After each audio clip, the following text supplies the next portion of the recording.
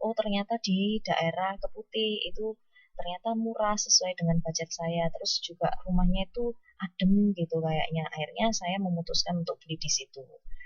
Nah, strategi yang seperti itu berarti strategi berfokus luas. Jadi mencari informasi sebanyak-banyaknya kemudian menentukan. Kalau strategi berfokus sempit ini berarti saya sudah tahu apa yang menjadi kebutuhan saya, kemudian saya fokus di itu. Karena misalnya nih saya nantinya pengen jadi dosen di UNER gitu. UNER itu di Surabaya di daerah Gubeng di Gubeng Erlangga. Pokoknya di daerah dekat Gubeng gitulah. Itu nama jalannya Dharma Wangsa kalau di kampus B itu. Nah, karena di daerahnya itu di sekitar situ, daerah Dharma Wangsa, daerah Gubeng, kemudian daerah Jojoran gitu, maka saya akan mencari perumahan yang di dekat situ, ya di 3 daerah situ. Nggak bakal saya cari ke daerah Surabaya Barat atau Surabaya Timur seperti di Tandes atau di Keputih gitu. Saya fokusnya tetap di daerah Gubeng, kalau nggak gitu di Dharma Wangsa, kalau nggak gitu ya di Jojoran gitu. Nanti kalau misalnya di Jojoran nggak ada yang cocok sama saya carinya di Dharma Wangsa. Kalau nggak ada yang cocok, saya carinya di Gubeng. Jadi fokusnya itu tetap di 3 daerah itu, nggak yang apa ini kelewat batas. Jadi saya sudah menentukan sendiri fokusnya ke daerah yang dekatnya UNER karena saya mau jadi dosen di situ, maka saya butuh yang dekatnya UNER gitu. Jadi jelas ya strateginya bedanya.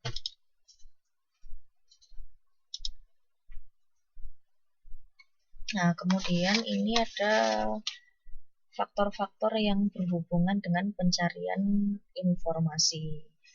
Nah, jadi orang itu ketika mencari informasi itu orang satu dengan orang lainnya itu bisa berbeda-beda karena adanya karakteristik media yang berbeda-beda, kemudian adanya penggunaan media modern yang juga berbeda-beda di tiap orang, kemudian ada motivasi yang beda juga dari orang satu yang lainnya dalam menggunakan media. Dan juga ini yang terakhir yang saya jelaskan tadi, ada media lini bawah dan juga perencanaan informasi lini bawah dan lini atas gitu. Nah, sekarang kita ke pertama. Ini karakteristik sosial deh, bukan karakteristik media ya, tapi karakteristik sosial. Karakteristik sosial ini biasanya gimana? Biasanya ini berhubungan dengan perilaku berkomunikasi dengan halayak yang bersangkutan. Misalnya karakter berdasarkan kategori jenis kelamin atau berdasarkan kategori usia atau tingkat pendidikan atau pekerjaan gitu. Ya, jadi itu beda-beda.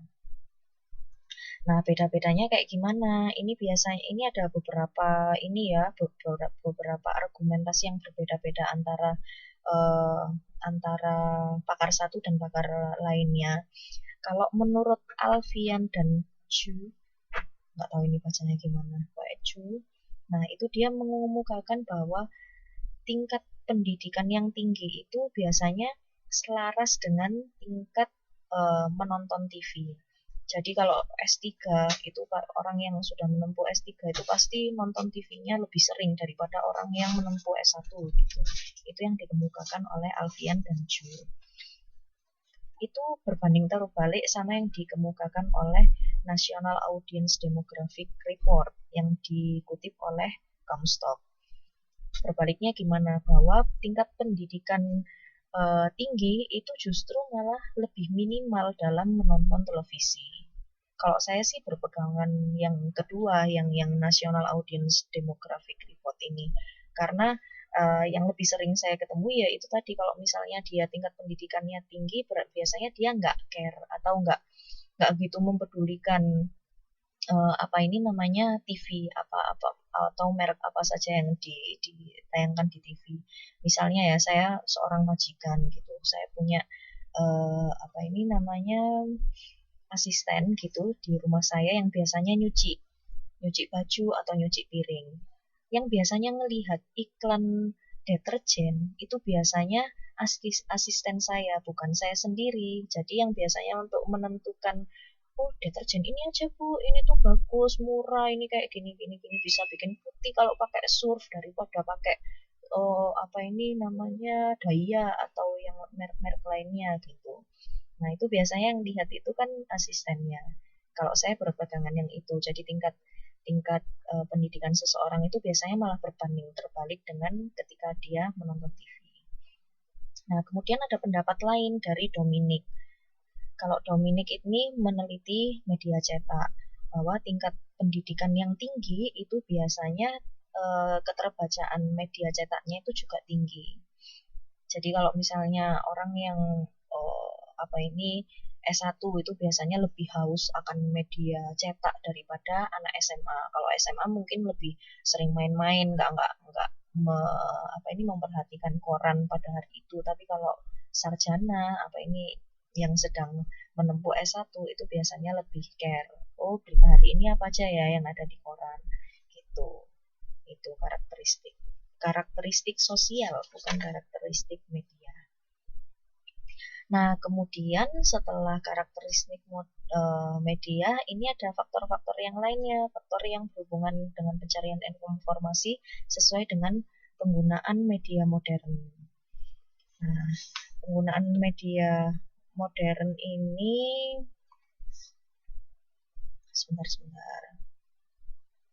Nah, yang jelas kalau halayak entah itu dari apa ini namanya dari golongan tingkat pendidikan atau tingkat ekonomi yang tinggi sama rendah itu yang jelas semuanya itu aktif dan selektif gitu dalam mengonsumsi dalam dalam mengonsumsi media dan juga mendapatkan terpaan komunikasi dari komunikator itu mereka aktif dan selektif. Jadi misalnya ada Pak Adam gitu. Pak Adam itu mau nyari mobil gitu.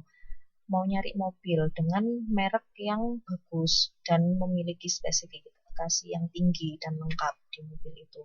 Nah, untuk mencari sebuah mobil yang tepat untuk dirinya, maka dia apa ini cari informasi di internet, kemudian di apa ini TV, kemudian di tempat lain-lain. Nah, itu tandanya berarti dia aktif dan selektif. Dia nggak mau langsung termakan iklannya apa ini mobil Honda apa gitu, Honda Civic gitu aja, tapi dia juga mencari iklan-iklan atau informasi di internet tentang gimana sih performanya Lexus atau Lancer atau merek yang lain. Nah,